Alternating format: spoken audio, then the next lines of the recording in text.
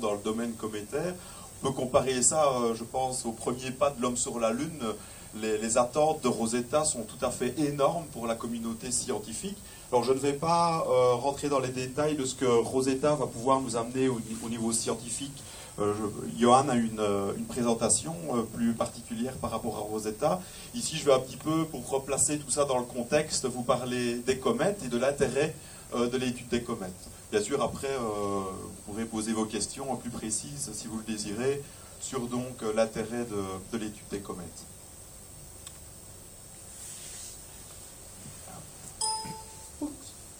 Voilà. Alors tout d'abord, un petit rappel historique. Les comètes ont fasciné les hommes depuis des milliers d'années. Quel est le problème avec les comètes? C'est qu'elles viennent perturber, on va dire, la stabilité du cosmos, puisque quand on regarde le ciel, on reconnaît toujours les constellations, les planètes facilement. Par contre, les comètes, elles arrivent quasi sans crier gare. Aujourd'hui, nous, astronomes, on peut les détecter très loin dans le système solaire.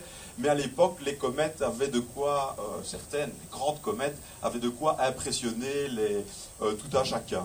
Alors là, j'ai juste repris deux exemples qui sont restés dans l'histoire. Notamment, nous avons la représentation de la comète de Halley sur la fameuse toile de Giotto, donc de l'adoration des mages, puisque le peintre Giotto, italien, a observé la comète de Halley en 1302 et a été absolument impressionné par l'éclat de la comète. Et à droite, vous remarquez, sur la tapisserie de Bayeux, en fait, on a représenté également un passage de la comète de Halley. La comète de Halley qui est probablement la comète la plus fameuse pour toute une série de raisons.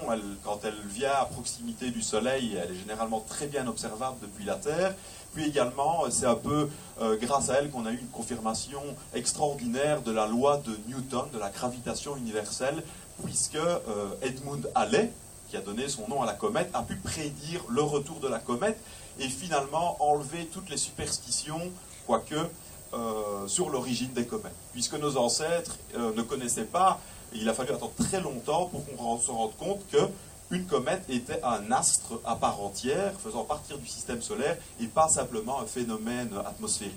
Ça, c'est pour la petite histoire. Et là, vous remarquez également un dessin d'astronomes chinois de comètes observées il y a bien longtemps.